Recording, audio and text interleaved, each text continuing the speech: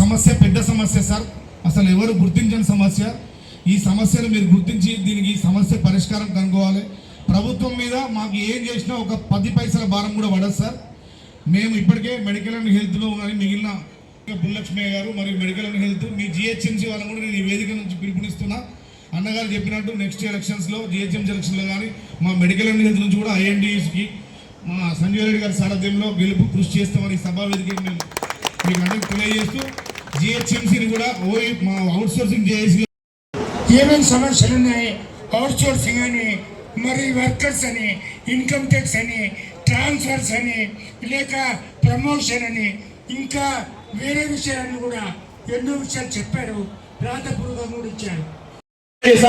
Doctor G Sanjay Reddy, doctor G Sanjay Reddy, doctor G Sanjay Reddy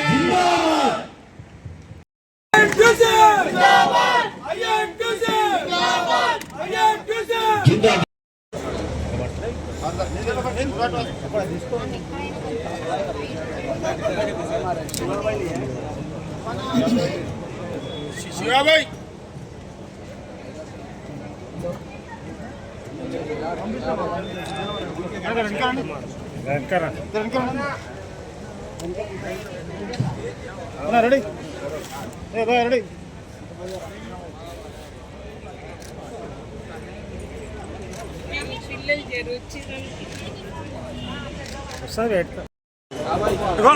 పక్కన కది దూరం జరుగుతుంది.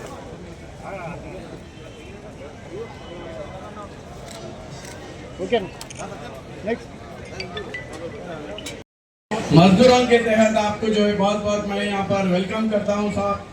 और जो एम्प्लॉयज़ के इश्यूज में कमिश्नर के पास आपने 2-3 से ज़्यादा बार आके जो है रिप्रेजेंटेशन किया एम्प्लॉयज़ के वेलफेयर के बारे में, ख़ास तौर से ट्रांसपोर्ट एम्प्लॉयज़ के बारे में, ट्रांसपोर्ट वर्कर्स के बारे में जो है बहुत बहुत उसका जो है ट्रांसफ़र कराने में मदद की. मजदूरों के मसाइल में जब भी आप अवेलेबल रहते हैं, मैं बहुत बहुत डॉक्टर जी संजय रेड्डी साहब की लीडरशिप में हम आपका स्वागत करते हैं साहब.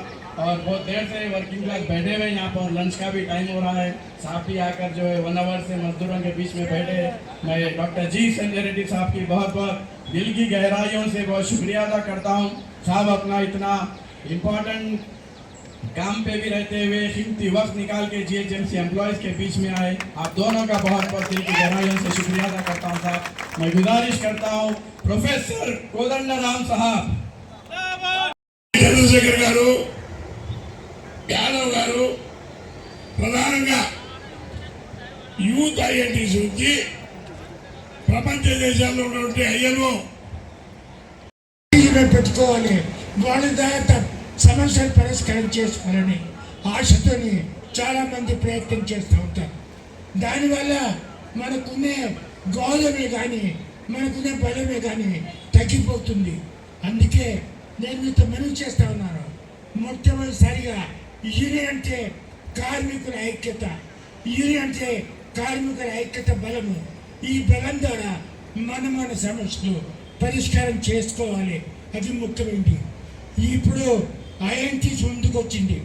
ఐఎన్టీసీ ఈ సమస్యల పైన మనకి కేంద్రీకరించి ఈ సమస్యలు పరిష్కారం చేయడానికి మేమంతా కూడా ప్రయత్నం చేస్తామని మీకు వాగ్దానం చేస్తూ ఉన్నాము.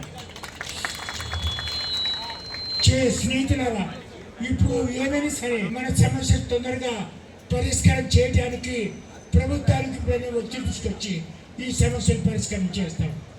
మేము ఇప్పుడు ఈ సమస్యల గురించి ఎంతో కాలం నుంచి పెండింగ్గా ఉన్న సమస్యలను కూడా మరి పరిష్కారం చేయాలని మన స్నేహితులు చెప్తా ఉన్నారు.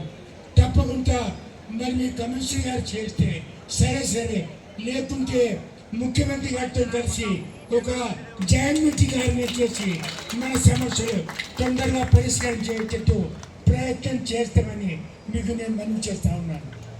ఎందుకంటే మన ప్రభుత్వానికి మన ప్రభుత్వ దృష్టికి తీసుకుపోవాలి. ఇప్పటి వరకు మున్సిపాలిటీ మినిస్టర్ లేడు, కొత్త మినిస్టర్ వస్తుందని చెప్తున్నాను. యువతను కూర్చొని మాట్లాడి మన ఒక సమావేశం ఏర్పాటు చేసుకొని మన సమస్యలను కూడా ఏ చట్టబద్ధంగా ఉన్నాయో కానూను ప్రకారం మీకు నేను మనవి చేస్తా ఉన్నాను. స్నేహితులారా, చాలా విషయాలు పెండింగ్లో ఉన్నాయి. అవుట్ సోర్సింగ్ విషయాలు ఇప్పుడే చెప్పారు. అవుట్ సోర్సింగ్ ఎన్నో రోజుల నుంచి వాళ్ళు ఎన్నో సంవత్సరాల నుంచి పనిచేస్తున్నారు. వాళ్ళకి ఇంక్రిమెంట్ లేదు, ప్రమోషన్ లేదు, అదేవిధంగా గ్రేడ్ చేంజ్ లేదు. అటువంటి వారిని మరి వాళ్ళకు ఏదైనా దారి చూపించవలసిన అవసరం ఉంది. కాబట్టి పర్మనెంట్ వర్కర్తో సహా అవుట్ సోర్సింగ్ వర్కర్ని కూడా తప్పకుండా వాళ్ళ సమస్యల్ని నేను మీకు మనవి చేస్తా ఉన్నాను. కాబట్టి ఎలక్షన్ జరగాలి. ఎలక్షన్ ఇప్పుడు ఏ యూనియన్తో మాట్లాడాలి. మేము పోతున్నాయి, ఇంకూరు పోతున్నారు, అందరూ యూనియన్ పోతున్నాయి, కానీ ఎవరేం చేయలేదు. మరి మనం పోతే మరి మీరు ఇన్ని యూనియన్ ఉన్నాయి, ఏ యూనియన్తో మాట్లాడాలి, ఏ యూనియన్ రికగ్నైజ్ అనే పరిస్థితి కూడా ఉంది. అందుకే రికగ్నైజ్ గడువు కూడా తగ్గిపోయింది. మరి వచ్చి దగ్గర పడింది. ఈ రికగ్నిషన్ గడువును తీసుకొని తొందరగా రికగ్నిషన్ ఎన్నికలు పెట్టించి మేము ఈ వేదిక మీద ఉన్న పెద్దలు, మున్సిపల్ సహకార మజ్దూర్ యూనియన్ నాయకులకు, అదేవిధంగా తెలంగాణ జనసమితి కార్మిక విభాగం నాయకులు, పెద్దలు, మన కనీస వేతనాల ఇక్కడ ఉన్న మిగతా పెద్దలందరికీ పేరు పేరున వందనం. చాలామంది మాట్లాడారు, సమయం కూడా అయిపోతున్నది కాబట్టి నేను ఎక్కువ సమయం తీసుకోను. ఇద్దరు పెద్దలు జనక్ ప్రసాద్ గారు, సంజీవ్ రెడ్డి గారు రావటము మహద్భాగ్యం, మామూలు విషయం కాదు. ముఖ్యంగా సంజీవ్ రెడ్డి గారు రావటం అనేది చాలా అనుభవం కలిగినటువంటి నాయకులు. 90 ఏళ్ళు దాటిన అన్నగారికి వారి వయసులో మన సంక్షేమాన్ని కూడి ఇక్కడి దాకా వచ్చిందంటే చాలా గొప్ప విషయం. వారందరికీ కూడా చప్పట్లతో గట్టిగా అభినందనలు తెలియజేయవలసిందిగా కోరుతున్నా. ఇంటర్నేషనల్ లేబర్ ఆర్గనైజేషన్ నుంచి మన జిహెచ్ఎంసీ దాకా అనేక స్థాయిలో కార్మికుల హక్కుల కోసం నిలబడి పోరాటం చేస్తున్న నాయకులు. ఇవాళ వారు ఇక్కడి దాకా వచ్చిందంటేనే మనకు అన్ని సమస్యలు పరిష్కారం అయితే అనేదే మనకు ఒక విశ్వాసం కలుగుతున్నది. ఇవాళ మనం అడుగుతున్నవి కూడా చాలా పెద్ద కష్టమైనటువంటివి ఏం కావు. మనకు చాలా కీలకమైంది. క్లాస్ 4లో ఉన్న వాళ్ళకి ప్రమోషన్ అవకాశాలు ఇవ్వాలి. ఇక్కడ రాసి ఉన్న మన డిమాండ్స్ కూడా మీరు అందరు చదివిండ్రు. కాంట్రాక్టు ఉద్యోగులకు జీతాలు పెంచాలి, వాళ్ళకు కూడా ఒక గౌరవప్రదమైన జీతం కల్పించాలి అని. వీటన్నిటితో పాటుగా మెడికల్ అండ్ హెల్త్ కార్డు, ఇవి మనకు కొన్ని కీలకమైనటువంటి డిమాండ్స్. నేను ఒక రెండింటి గురించి మాత్రమే ప్రస్తావిస్తాను. క్లాస్ 4 ఉద్యోగుల ప్రమోషన్ అయితే అవసరం. కష్టపడి చదువుకొని క్వాలిఫికేషన్స్ ఉన్న వాళ్ళకి అవకాశం ఇస్తే అది వాళ్ళ ఎదుగుదలకు ఉపయోగపడుతుంది. మున్సిపాలిటీ కూడా అది మేలు చేస్తుందని నేను నమ్ముతున్నా.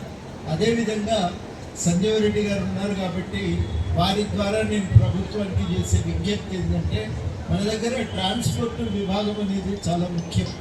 పూర్తిగా జిహెచ్ఎంసీ ట్రాన్స్పోర్ట్ విభాగాన్ని వదులుకుంటే ఆ మొత్తాన్ని కూడా ప్రైవేట్ కంపెనీలకు అప్పచెప్తే సమయం వచ్చినప్పుడు ఆ కంపెనీలు చేతులు ఎత్తేస్తే మన కార్మికులకు నష్టం జరుగుడే కాక ప్రజలకు, పౌరులకు కూడా చాలా నష్టం జరుగుతుంది. అందుకని జిహెచ్ఎంసీ కనీసంగా ఈ ట్రాన్స్పోర్ట్ విభాగాన్ని కాపాడుకోవాలి. చెత్తను తీసుకుపోయే పని జిహెచ్ఎంసీ తన చేతుల్లో పెట్టుకుంటేనే పౌరులకు లాభం, ప్రజలకు కూడా లాభం జరుగుతుంది. లేకపోతే వాళ్ళు సగం ఎక్కుతారు, సగం ఎక్కుతారు.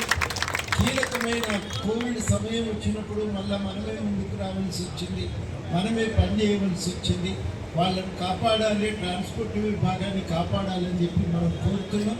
అదేవిధంగా